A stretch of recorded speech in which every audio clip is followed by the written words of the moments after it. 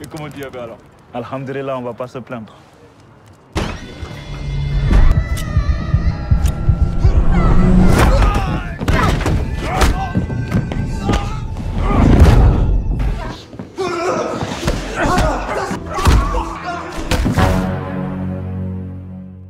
Halo, apa kabar semuanya? Semoga kalian semua sehat.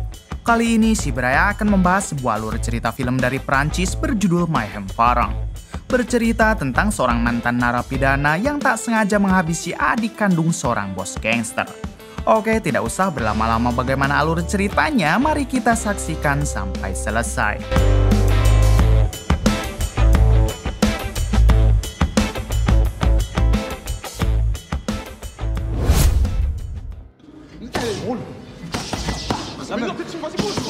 Di awal film kita akan diperkenalkan dengan seorang narapidana Prancis bernama Sam yang saat itu sedang berlatih boxing di dalam penjara.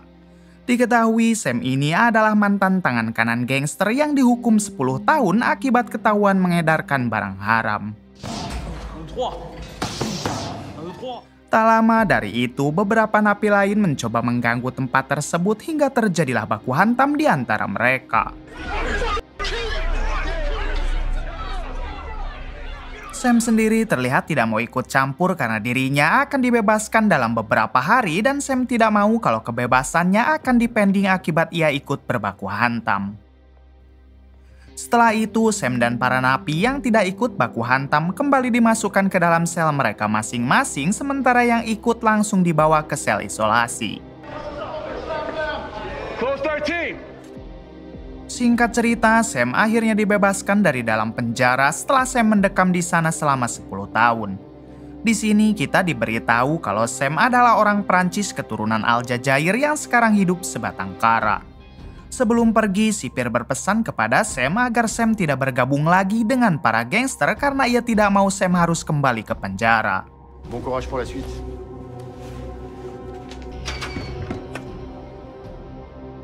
Kemudian saat Sam sedang berjalan di tengah kota, tiba-tiba dua anggota gangsternya langsung menghampiri Sam dan mengajak Sam untuk kembali. Akan tetapi Sam memilih diam dengan mengabaikan mereka karena Sam memang sudah tidak mau lagi bergabung.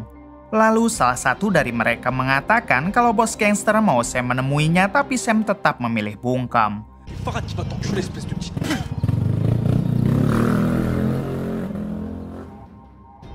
Kemudian Sam yang tidak mau menganggur, ia pun memutuskan untuk menjadi seorang kuli konstruksi demi bisa menyambung hidupnya.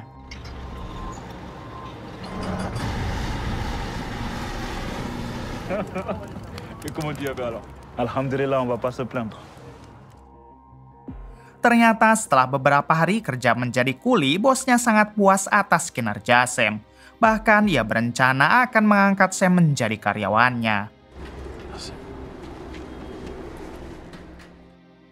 Lalu di suatu waktu saat Sam pulang bekerja, lagi-lagi mantan kelompok gangsternya menghampiri Sam dan memaksanya untuk kembali dengan mereka.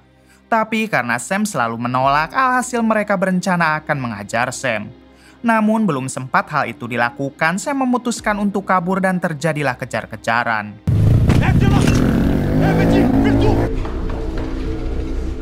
Sayangnya saat Sam bersembunyi di atas gedung kosong, Sam berhasil ketahuan oleh salah satu dari mereka dan dia langsung menyerang Sam. Lalu di suatu kesempatan Sam mencoba berontak hingga tak sengaja Sam menjatuhkannya dari atas gedung yang akhirnya membuat orang tersebut koit. Di sini Sam tentu akan mendapat masalah besar mengingat orang yang ia jatuhkan adalah adik kandung dari bos gangsternya. Adegan berpindah ke 5 tahun setelah kejadian itu dan kita dibawa ke salah satu tempat yang ada di negara Thailand. Terlihat di sana ada beberapa warga yang sedang menangkap ikan dan salah satu dari mereka adalah Sam.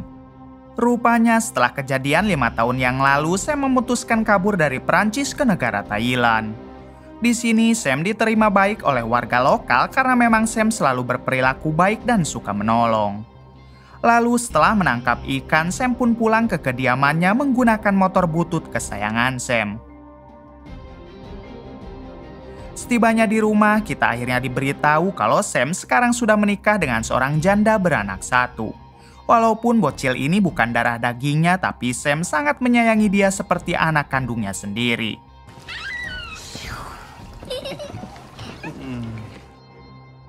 Sementara untuk istri Sam, dia bernama Mona yang merupakan blasteran Prancis dan Thailand. Terlihat Sam dan keluarganya yang hidup damai di negara Thailand walaupun secara ekonomi mereka pas-pasan. Di hari selanjutnya, Sam pergi ke bandara untuk menjemput para turis yang ingin menginap di hotel.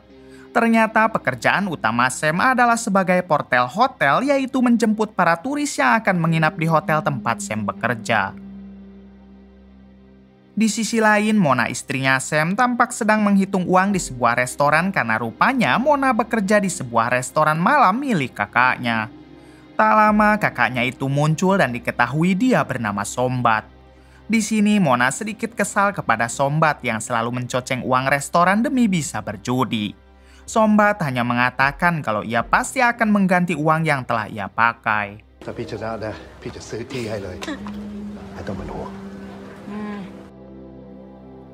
Adegan berpindah ke sebuah arena pertarungan Muay Thai yang selalu diadakan setiap seminggu sekali. Lalu memperlihatkan Sam yang baru saja pulang kerja dan tiba di tempat tersebut karena Sam adalah salah satu petarung yang akan ikut bertanding. Di situ juga ada Sombat kakak ipar Sam yang akan bertaruh untuk kemenangan Sam. Sebelum bertanding, Sam akan dipijat dan diberi instruksi terlebih dahulu oleh orang yang selama ini melatih Sam ilmu bela diri Muay Thai. Orang ini bernama Pak Eko dan Sam banyak sekali berhutang budi kepada Pak Eko. Singkatnya, pertarungan Sam pun dimulai dengan melawan salah satu jagoan Muay Thai yang ada di sana.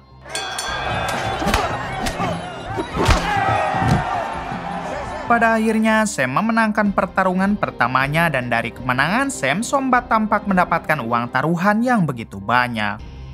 Setelah pertarungan pertama selesai, Sombat tiba-tiba membalikkan taruhannya dengan bertaruh untuk kemenangan lawan Sam. Tentu saja apabila Sam sampai kalah di pertarungan keduanya ini, maka Sombat akan mendapatkan uang berkali-kali lipat mengingat Sam begitu sangat diunggulkan. Singkatnya, pertarungan kedua pun dimulai. Di awal-awal pertarungan, Sam hampir saja membuat lawannya tumbang yang mana hal itu membuat Pak Eko sang pelatih merasa sangat senang. Namun tak lama kemudian Sam menurunkan permainannya karena ternyata Sam akan dibayar mahal oleh ketua pertandingan apabila Sam mau mengalah.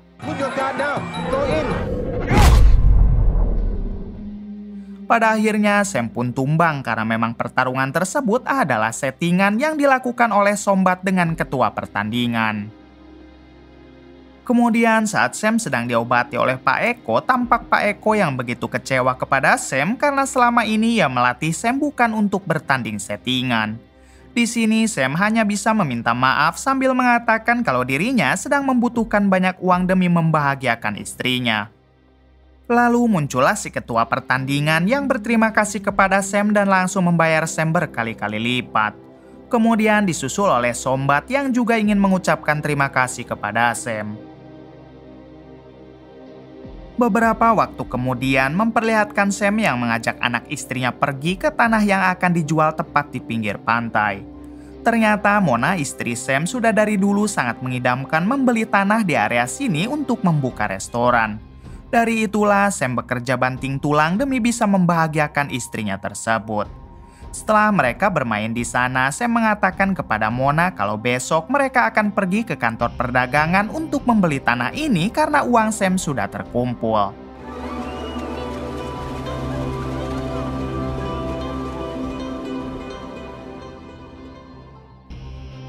Keesokan harinya, Sam dan Mona pun pergi ke kantor perdagangan. Setibanya di sana, Mona langsung mengungkapkan rencananya yang akan membeli tanah di pinggir pantai. Namun sayang, petugas perdagangan yang melihat Sam adalah orang asing, ia pun seperti tidak suka untuk membantu mereka. Give me a moment. Kemudian si petugas menghubungi si pemilik tanah, tapi sayangnya si pemilik tanah tiba-tiba menaikkan harganya 3 kali lipat. Pada akhirnya Sam dan Mona keluar dari kantor perdagangan tanpa mendapatkan hasil apapun dan hal tersebut tentu membuat Mona merasa sangat bersedih. Beberapa hari setelah itu memperlihatkan Mona yang sedang bekerja di restoran milik Sombat. Tak lama datanglah Sam yang sengaja pergi ke restoran untuk menemui Sombat karena mereka sudah janjian. Di sini Sombat sudah tahu kalau Mona dan Sam sangat menginginkan tanah yang ada di pinggir pantai. Untuk itu Sombat akan mencoba menemui langsung si pemilik tanah dan bernego dengannya. Namun Sombat menjelaskan kalau si pemilik tanah adalah seorang bos mafia yang sangat berbahaya bernama Rayong. Rayong adalah bos mafia yang memiliki banyak tanah di pinggir pantai, namun bisnis utamanya adalah memasok barang haram, senjata, dan juga wanita. Mendengar hal itu, Sam tetap meminta Sombat agar mempertemukannya dengan Rayong karena Sam sangat ingin membuat istrinya bahagia. Di hari selanjutnya, Sam dan Sombat akhirnya mempunyai kesempatan untuk menemui Rayong. Ini dia Rayong, si bos mafia yang kebetulan sedang bersama tangan kanannya. Ternyata Rayong adalah orang Perancis sama dengan Sam, namun dia sudah puluhan tahun tinggal di negara Thailand. Lalu Sam mengatakan kepada Rayong kalau dirinya ingin membeli sepenggal tanah milik Rayong yang ada di pinggir pantai. Rayong menjawab kalau ia memang sempat ingin menjual tanah tersebut, tapi untuk sekarang ia ingin menaikkan harganya menjadi 3 kali lipat. Mendengar hal itu, Sam mencoba membujuk Rayong agar mau menjual tanahnya dengan harga wajar dan sesuai pasaran, akan tetapi Rayong tetap menolak.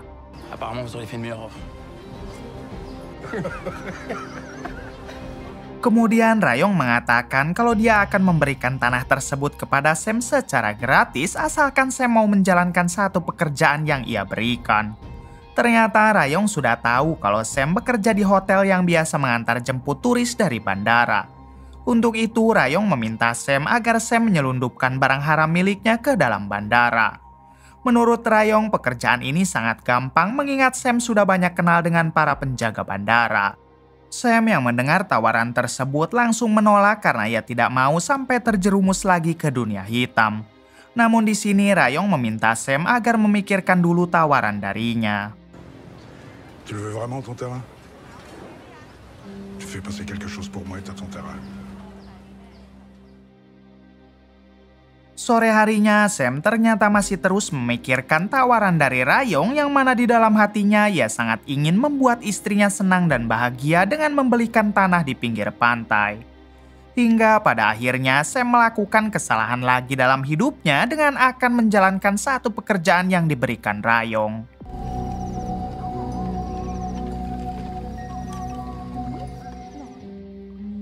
Singkatnya, Sam menemui Rayong di sebuah jalanan yang sepi. Di sini Rayong sudah menyiapkan satu koper yang isinya adalah barang haram yang ia bungkus ke dalam patung oleh-oleh. Lalu Rayong mengatakan kalau tugas Sam hanya cukup membawa koper ini ke dalam bandara dan diberikan kepada seorang petugas yang menjadi anak buahnya. Ini dia petugas yang dimaksud Rayong dan dia siap mengambil koper tersebut apabila Sam sudah berada di dalam bandara. Sebelum berpisah, Rayong berpesan kalau Sam jangan pernah meninggalkan barang ini walaupun keadaan sedang kacau karena barangnya begitu sangat mahal. Keesokan harinya memperlihatkan Sam yang sedang menjalankan tugas dari Rayong. Di awal pintu masuk, mobil Sam diperiksa namun untungnya ia dapat lolos dengan mudah walaupun dicek menggunakan detektor. Kemudian Sam pun turun bersama para turis yang ia antarkan menuju bandara. Ketika Sam sedang membawa kopernya, Sam sempat melihat mobil Rayong yang juga sudah standby di dekat sana. Kemudian saat Sam hendak masuk ke penjagaan terakhir, Sam lagi-lagi dapat dengan mudah lolos karena kebetulan orang yang mengeceknya sudah kenal dengan Sam. Setelah itu Sam akhirnya melihat si petugas anak buah Rayong dan dia tinggal memberikan kopernya saja. Akan tetapi bersamaan dengan itu malapetaka pun terjadi yang mana ternyata petugas anak buah Rayong memang sudah lama diincar oleh para polisi dan akan segera ditangkap. Di sana juga terlihat para polisi yang membawa anjing pelacak dan bau barang haram di dalam koper tentu sangat tercium oleh anjing tersebut. Pada akhirnya Sam pun terpaksa meninggalkan kopernya dan bergegas kabur.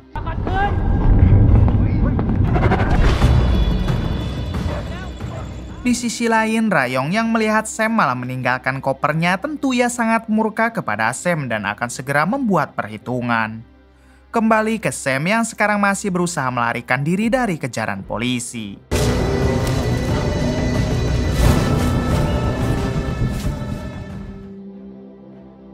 Malam harinya, Sam nyemplung ke dalam air dan bergegas pulang ke rumah. Setibanya di rumah, Sam langsung mengajak anak dan istrinya pergi sesegera mungkin. Kaget dengan tingkah Sam, Mona sang istri tentu bertanya-tanya apa yang sebenarnya terjadi, tapi Sam tidak mau menjawab. Kemudian saat Sam dan keluarganya hendak keluar dari rumah, ternyata di sana sudah dipenuhi anak buah Rayong, lalu keributan pun terjadi.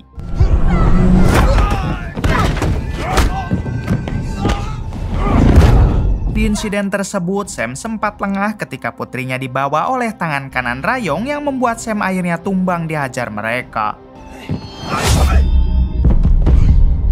Lalu dalam keadaan sekarat, Sam juga harus melihat Mona istrinya dihabisi oleh mereka dengan sangat kejam. Setelah itu, tangan kanan Rayong kembali dengan membawa jerigen bensin dan langsung menyiramkan bensin ke segala arah. Hingga tak lama muncullah Rayong yang mengucapkan kata perpisahan kepada Sam. Di sini Sam tidak akan pernah melupakan Rayong dan kelompoknya. Apabila Sam memiliki kesempatan kedua untuk hidup, Sam pasti akan membalas mereka.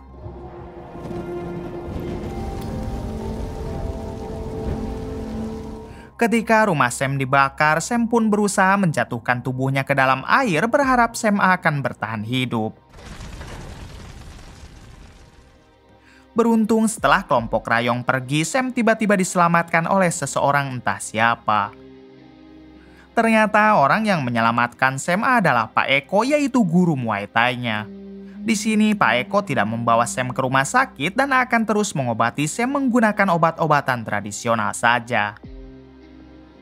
Beberapa minggu kemudian, akhirnya Sam tersadar dari komanya dan ia sempat melihat istrinya muncul dalam bayangan hitam. Istrinya tersebut seperti meminta Sam bangkit dan membalaskan dendam kepada kelompok Rayong. Setelah 1 bulan tinggal dan dirawat oleh Pak Eko, Sam terlihat mulai pulih lalu menghampiri Pak Eko untuk bertanya di mana putrinya. Sayangnya Pak Eko tidak tahu keberadaan putri Sam. Singkat cerita, Sam sekarang sudah benar-benar pulih lalu bergegas pergi ke restoran untuk menemui Sombat. Setibanya di sana, Sombat langsung memeluk Sam karena ia tidak menyangka kalau Sam ternyata masih hidup. Bahkan para polisi juga sudah menutup kasus Sam karena mereka sangka Sam telah tewas di kejadian malam itu. Kemudian Sam bertanya apakah Sombat tahu keberadaan putri Sam dan Sombat dengan lemas menjawab tidak tahu. Lalu Sam juga menanyakan di mana keberadaan Rayong. Sombat menjelaskan kalau Rayong pasti sudah pergi ke Bangkok sementara tangan kanan Rayong masih berada di kota ini karena si tangan kanan mempunyai markas di pinggir kota.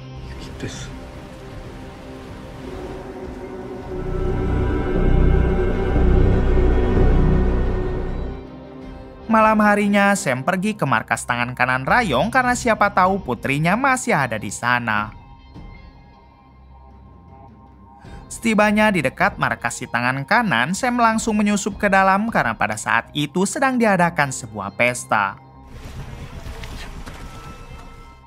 Saat Sam sudah berhasil masuk, ia sempat melihat beberapa anak buah Rayong yang dulu ikut terlibat dalam pembantaian keluarganya dan Sam langsung tanpa ragu menghabisi mereka.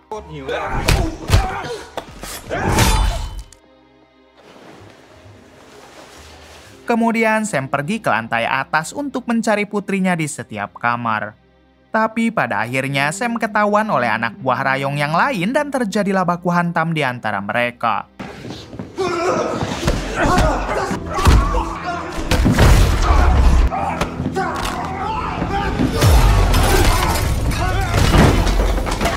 Setelah meratakan mereka, muncullah si tangan kanan dan Sam sempat berebut senjata dengan si tangan kanan. Ketika Sam berhasil memojokkan si tangan kanan, Sam bertanya di mana putrinya sekarang. Namun si tangan kanan tidak akan pernah mau mengatakannya hingga Sam langsung mendor kepala si tangan kanan. Kemudian sebelum pergi, Sam bertanya kepada beberapa gadis apakah mereka pernah melihat putrinya. Beruntung salah satu gadis mau memberitahu kalau anak tersebut sekarang berada di Bangkok bersama Rayong. Singkatnya, Sam kembali ke rumah Pak Eko untuk memberitahu kalau putrinya masih hidup, namun sekarang dia ada di Bangkok. Mendengar hal itu, Pak Eko mencoba menenangkan Sam karena besok ia juga akan ikut dengan Sam untuk mencari putrinya.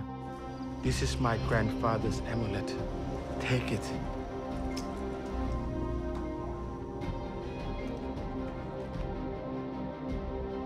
Keesokan paginya, sebelum mereka pergi ke Bangkok, Sam dan Pak Eko mendatangi dulu rumah Sombat.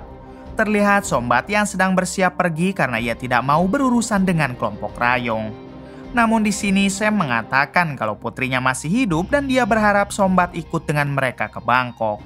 Sombat menjelaskan kalau dirinya tidak bisa berkelahi dan hanya akan menjadi beban sehingga Sombat memilih untuk tidak ikut. Lalu Sombat memberitahu kalau Rayong memiliki sebuah pabrik barang haram di sebuah dermaga dan Rayong pasti berada di sana. Setelah itu, Sam dan Pak Eko bergegas pergi ke Bangkok menggunakan sebuah kapal. Keesokan harinya, Sam dan Pak Eko akhirnya tiba di Bangkok dan mereka berdua sudah menyewa kapal kecil menuju pabrik pembuatan barang haram milik Rayong. Saat mereka sudah sampai di tujuan, Pak Eko meminta Sam agar langsung masuk ke dalam markas sementara Pak Eko sendiri akan mencoba mengalihkan perhatian anak buah Rayong. Lalu saat Pak Eko baru saja turun dari kapal, ternyata anak buah Rayong sudah bersiap melawan Pak Eko. Dengan segera Pak Eko mengeluarkan goloknya dan pertarungan pun terjadi. Di sisi lain, Sam berhasil masuk ke dalam markas dan ia langsung bertanya kepada salah satu wanita mengenai di mana para bocil yang diculik Rayong. Beruntung wanita ini mau memberitahu dan diam-diam ia membawa Sam ke sebuah tempat. Ternyata di dalam tempat itu terdapat para bocil culikan yang sengaja dipekerjakan oleh Rayong. Pekerjaan mereka yaitu memasukkan barang haram ke dalam udang yang akan dikirim ke seluruh penjuru Thailand. Kemudian saya masuk ke dalam ruangan tersebut lalu menghabisi anak buah Rayong yang ada di sana.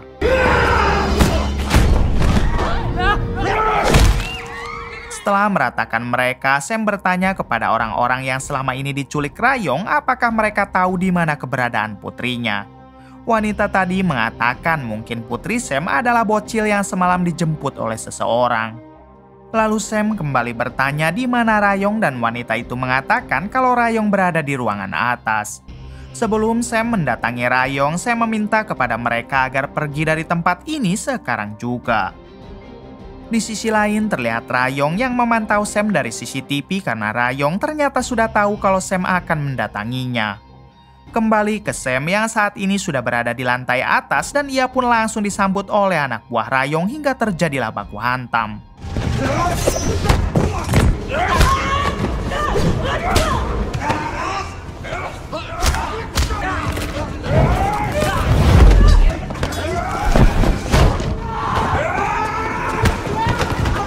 Setelah itu muncullah Pak Eko, tapi anak buah Rayong langsung mengepung Pak Eko. Di sini Pak Eko menyuruh Sam untuk lanjut mencari Rayong sementara dirinya akan menghadapi mereka. Kemudian saat Sam menaiki lift, ternyata di sana Sam sudah ditunggu oleh beberapa anak buah jagoan Rayong.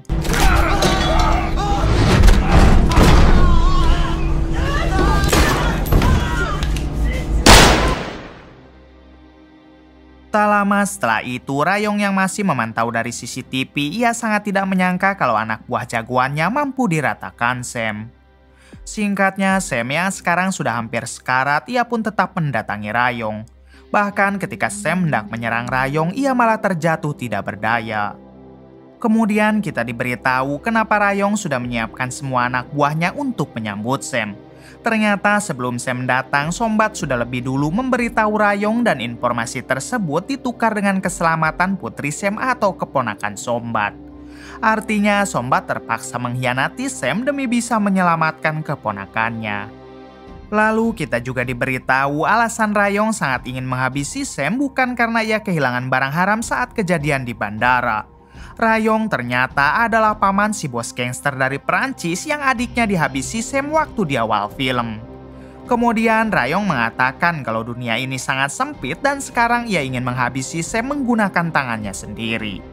Lalu ketika hal itu dilakukan, Sam tak sengaja menemukan beling yang masih menempel di tubuhnya hingga Sam langsung menghabisi Rayong.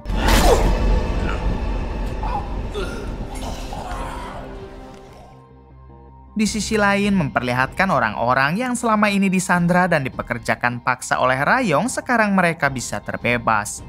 Sementara itu Sam menghampiri Pak Eko dan mengajak Pak Eko untuk segera pulang. Singkat cerita, Sam mendatangi Sombat yang sekarang sudah memiliki restoran baru di pinggir pantai. Di sini Sombat langsung meminta maaf karena ia telah mengkhianati Sam. Awalnya Sam berniat menghabisi Sombat, namun hal itu tidak jadi dilakukan saat Sam mendengar suara putrinya.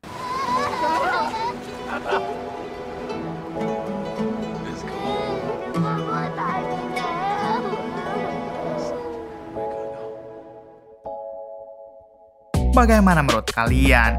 Banyak sekali kisah yang dapat kita ambil dari cerita ini dan salah satunya jangan pernah terjerumus di kesalahan yang sama apabila Tuhan sudah memberikan kalian kesempatan kedua.